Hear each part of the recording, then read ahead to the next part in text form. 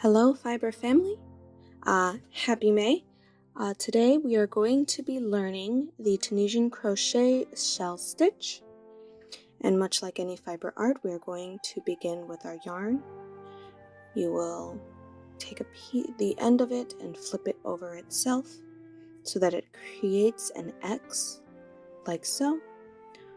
Hold the middle of that X right where it crosses over so that the loop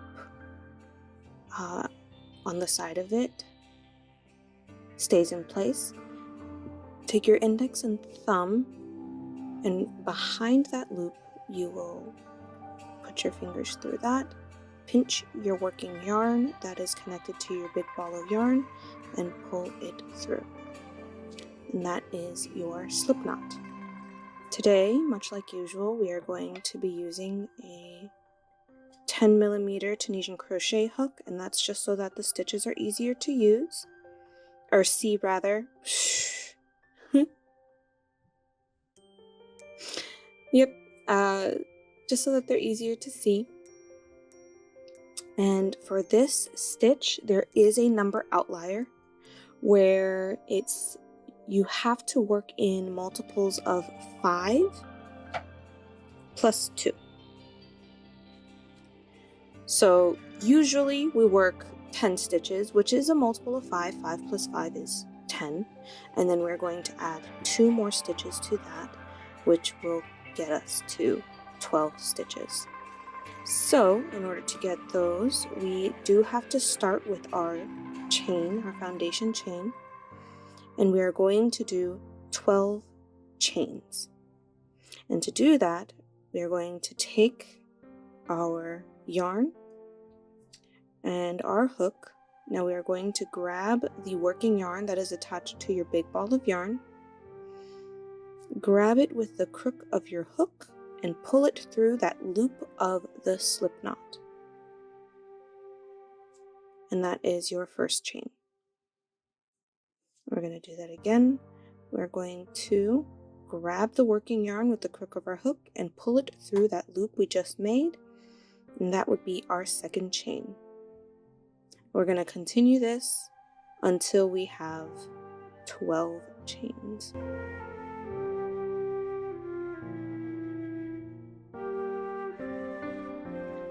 So we have 12 chains, and what we are going to do now is we are going to flip these over and find all these little back bumps right here. Mine looks a little wonky just because I'm using a larger hook than I need. So it looks a little wonky, but you can still see these big bumps right in the back here. That is what we're going to be working into. We are going to start from the loop. So this right here that's connected to this loop that's currently on our hook, we're going to skip that little bump and we're going to go on to the next one. Now, if you have troubles finding it, you will see that this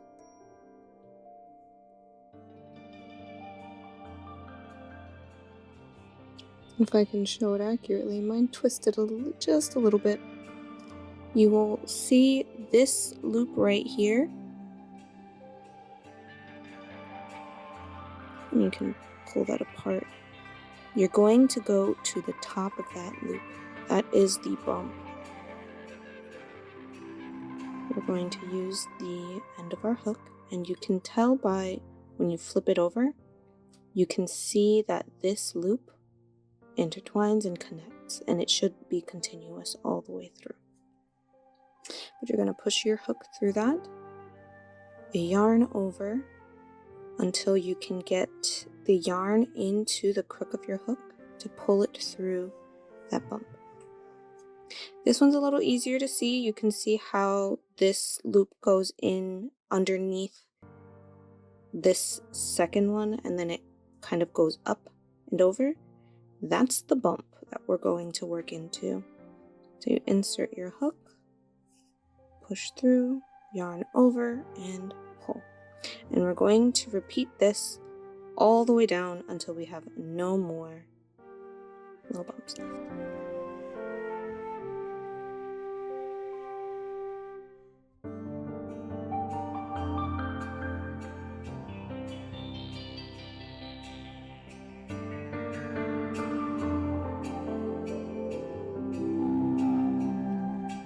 So this is how it should look. This is actually the part where you should count all of the loops that are on your hook just to make sure that you have the number that you need. So we're trying to go for 12 stitches, so we should have 12 loops. We have 1, 2, 3, 4, 5, 6, 7, 8, 9, 10, 11, and 12. Perfect.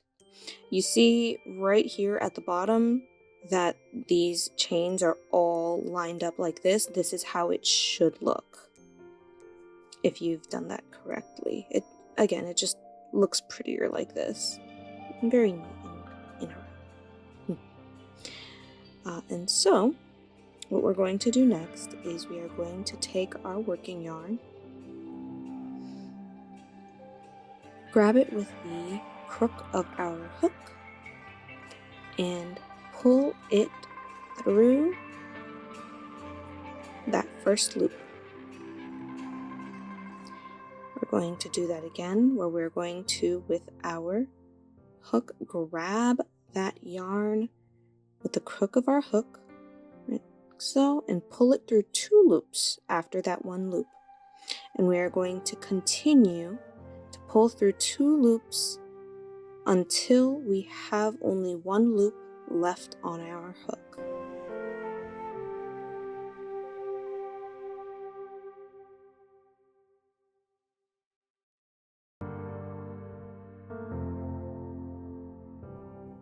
So this is how it should look so far. This is our foundation chains and rows. Most Tunisian crochet will start this way. So this is how it should look, with all these little loops coming out and this little chain kind of going up at the top. And what we're going to do is we're going to do a row of just plain Tunisian simple stitches. So we are going to skip this first loop. So this loop on our hook counts as our first stitch, which means this first loop that it's coming out of, we're gonna skip that because we're not increasing anything. We don't want it to start widening out. We don't want that. We want it straight up and down. If you want to increase, that is actually a way to increase it so that you can get more shape. But that is not what we're doing currently. So we're going to go on to the next loop right here. Right here you can see that loop. What we're going to do is we're going to insert our hook in the bar that's the closest to us. Right, so a yarn over and pull that yarn with the crook of your hook through that bar. And we are going to do that all the way to the end of the row.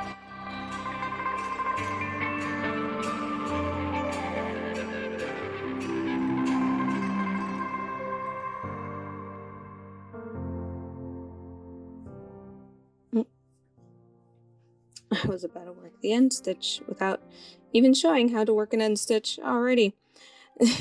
So we are right here at the end, and you can see this last loop here is going to have an extra little bar coming out of it. What we're going to do is we're going to insert in the middle of that, but so that the 2 bars on the outermost side stay on the outermost side, just like so. And then you'll yarn over and pull through. And this is how it should look so far. Now our back pass is going to look very different than how our usual back pass goes. Now, we're obviously going to start this one. This end stitch never changes. You're just going to grab that working yarn with your hook and pull through that 1 loop. However, right after that, you're going to chain 2. So the chains like we made earlier, you take your yarn and instead of pulling through the 2 loops, you only pull through 1 loop. That is 1 chain, but we want 2 chains, so we're going to do that again. Take the yarn with the crook of your hook, pull it through the loop again, and now you have 2 chains. Now, what we're going to do next is we're going to take our working yarn. We're going to now, instead of pulling through 2, we're going to pull through 6 loops. So that's 1 loop, 2 loops, 3 loops, 4 loops, and 5 loops, and 6 loops. Just like that. So you can see that shell pattern forming. Now we're going to chain 2.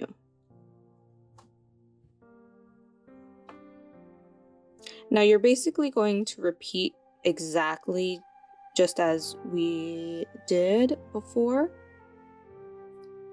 That repeat starts at the chain 2, so we're going to chain 2 again. So 1 and 2. Because this repeat starts on a chain, that end chain does combine with that first chain. So the one in the middle is going to be 4 chains instead of only 2 chains like we did in the beginning. It's not 2, 2, and then keep going. It's 2, 2, 2. See, 2, shell, 2, 2, shell, 2. And that is what is going to be repeated. So the one in the middle, obviously 2 plus 2 equals 4. And so this in the middle is going to be 4 chains. Now again, just like before, we're going to take our yarn and pull through 6 loops. So that's 1 and 2 and 3 and 4 and 5 and 6. Chain 2.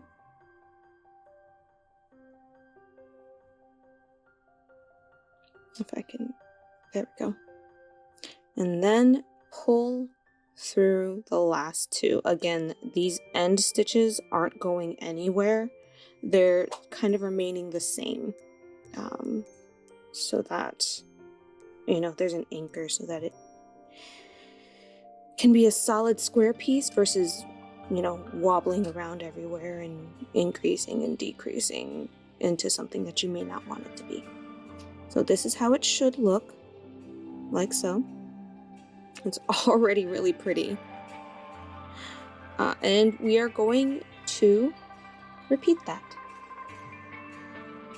So for this here, obviously this loop counts as our first stitch, so we're skipping this one right here. Something that is different though is we are going to be working into the chains. So if you remembered, we ended off with 2 chains. We're going to now work in those 2 chains. So you insert the hook, which it's usually pretty difficult, mainly for me because I'm using such a large hook.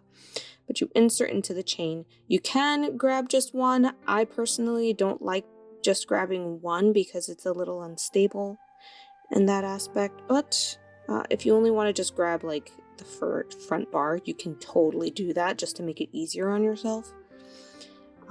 But I'm going to continue to do this. So that's 1.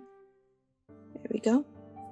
And that second chain, which should be right next to it, it's gonna be a little funky. If you can see what I'm seeing right here. And this is why I say that working one might be easier instead of trying to find the 2 at the top. I like to take that extra time, but you don't have to. I found it, and I will yarn over and pull up. This right on top of the shell, we're also working into that as well.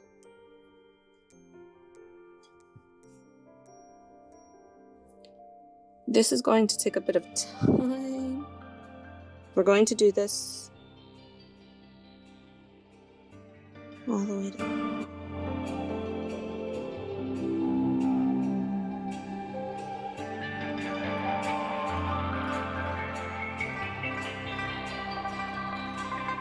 Something that I'm finding right now that works a lot better than what I was doing before is if you find the bottom bumps, like so, you can kind of work into them similarly, like when we were working the foundation chains. Right there. And that becomes a little easier. You can see the little back bump right there. Like so. And work basically into those. It would obviously be easier with a smaller hook, but we're not doing that today.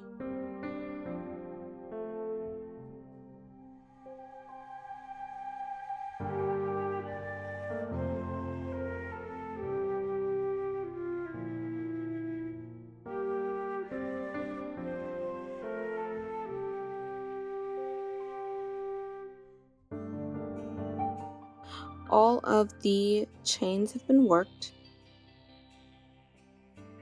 And we are at our end stitch. The end stitch is going to be so much more obvious here than in most other Tunisian crochet projects, because once you've finished working it, you can clearly see that distinct loop that is so separated from the shell because of this gapping right here. So right there, and you can clearly see that extra bar on the outermost side. So obviously, we're just gonna insert right in the middle, a yarn over, and pull through. And we are going to be continuing this shell pattern that we did before. So our back pass is going to be that intricate little back pass right there. So for this, you take your yarn, pull through one loop, chain 2, 1 and 2, pull through 6 loops. So 1, 2, 3, 4, 5 and 6, chain 2, and then repeat that pattern. So chain 2 again, 1 and 2, pull through 6 loops.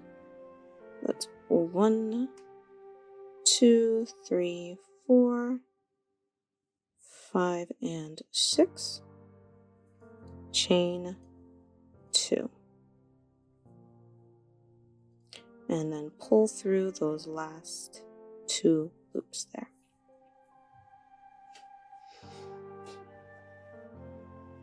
You can see how the pattern is forming already. This is how it should look. You can see that shell pattern and the gapping. I am going to work more of these off camera because it's going to just repeat this over and over and over again. So you can make it however long you want it, however short you want it. If you just want to add it into a small little portion of your piece, just make sure that you have at least multiples of 5 plus 2. So I will go do that. Ba-da-da-da. So honestly, I just did one more row because working into these chains pretty difficult actually. I'm not hugely fond of that personally, but this is actually enough to show you how it looks. It is really pretty. Obviously, with a smaller hook, you'll definitely be able to do much more than I have been, a lot more comfortably. Not only that, but you won't have too much gapping. Like, you want gapping because this is mainly for like lacing because of the amount of holes in it. So you can make like a little lace cardigan or some lace detailing, or like you could even do a trim if you wanted to.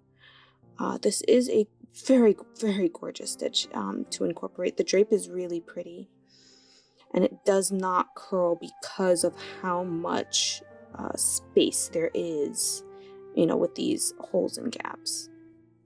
But it is gorgeous, and I do hope that this tutorial was helpful for your crafting endeavors. All right, happy crafting!